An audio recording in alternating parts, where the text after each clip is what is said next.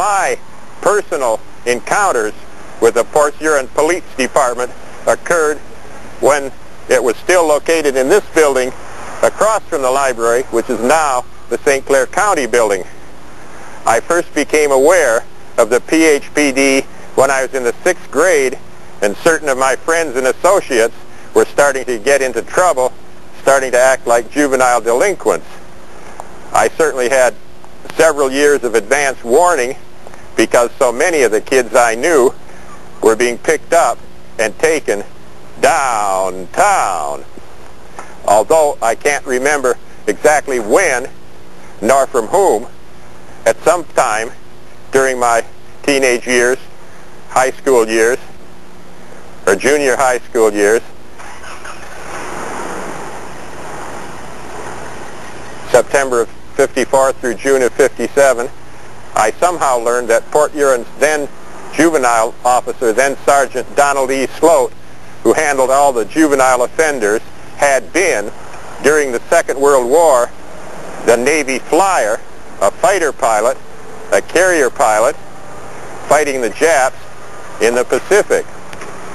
Furthermore, Sloat was not merely a pilot, he was a squadron commander, the squadron commander of the U.S. Navy squadron, which shot down more enemy planes than any other squadron during the Second World War, and hence in the history of the United States Navy,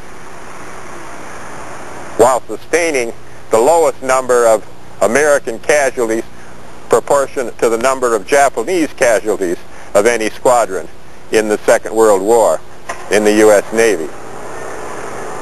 When I first heard this information, several years before my first face-to-face physical encounter with Sergeant Sloat, it simply infuriated me. It enraged me beyond all words, beyond all reason, because why would such a man with the obvious physical, mental, genetic, whatever forms of superiority necessary to achieve such a feat, and the drive which made him a squadron commander, not remain in the Navy and continue to rise until he became Chief of Naval Operations or President, or at least some 3- or 4-star admiral? Why would he cast it all aside and return to Port Huron, Michigan to serve as a juvenile officer? Why, indeed, unless Port Huron, Michigan is really the true capital of the United States of America, and he was ordered to do so by the ONI in order to spy, to serve his country in an even more important capacity, which was spying on me. Hello again. I'm standing in front of the McMorran Auditorium and the Henry McMorran Memorial Auditorium at the intersection of McMorran Boulevard and Huron Avenue. This was where the old Port Huron City Hall was demolished. This auditorium and the associated basketball and indoor hockey arenas behind it, stretching from Huron all the way back to 7th or Erie Street, as well as the land on which they're built, were given to the people of Port Huron by the Andrew Murphy Trust Fund, or Foundation. Andrew Murphy, a very successful local businessman, was the son-in-law and of another very successful local businessman, Henry McMorran, who was probably the same generation as my grandparents.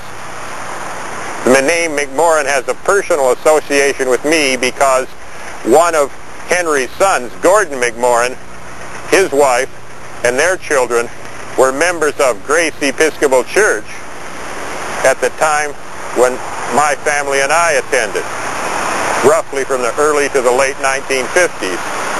Gordon and his wife were roughly of the same generation as my parents. Their oldest son, David McMorran, was my age, and I knew him, at least by name and to say hello, from attending Grace Church. However, during my last 2 years of high school, I became increasingly bitter and estranged from Grace Episcopal Church. I felt that dealing with the members thereof, I felt they had collectively disrespected my parents, so I more or less quit attending by the time I finished high school in June of '59. In my last semester at Port Huron, however, I was in a math class with Dave McMorran. We got to know each other a little better, although not well by any means, and it was to my great surprise, quite a surprise to me and my parents, when Dave McMorran came over to the Wright House at 1701 Military Street and asked me if I would like to be his roommate at Michigan College of Mining and Technology, Michigan Tech at Houghton, where he was going that fall to study engineering. My high school guidance counselor, Mr. Gerke, had, unbeknownst to me, until graduation day, arranged for me to obtain a scholarship to attend Michigan Tech, tuition free, and I accepted this scholarship offer and thought that I would go there and be McMorran's roommate. But at the end of the summer, he left town early because he was planning to try out for football. About 2 weeks later, I took a bus from Port Huron through Flint up to Houghton, got me there in about 24 hours. When I arrived, I found out that no, I wasn't going to be McMorran's roommate because he was staying in the football barracks where all the football players stayed. They didn't room with ordinary people.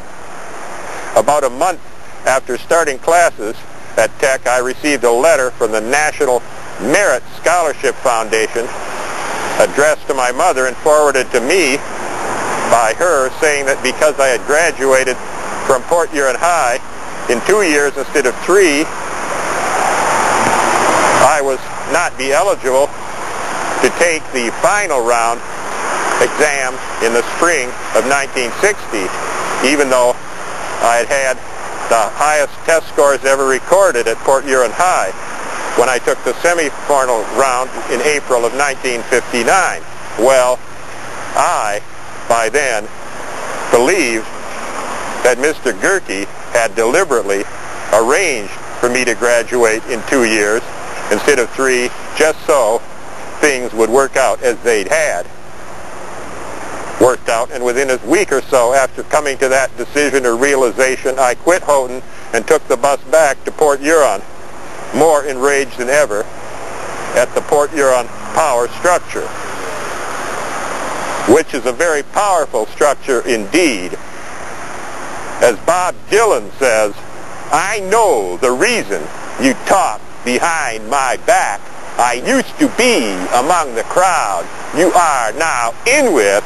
Do you take me for such a fool to think I'd break contact with the ones who try to hide what they don't know to begin with? Hey.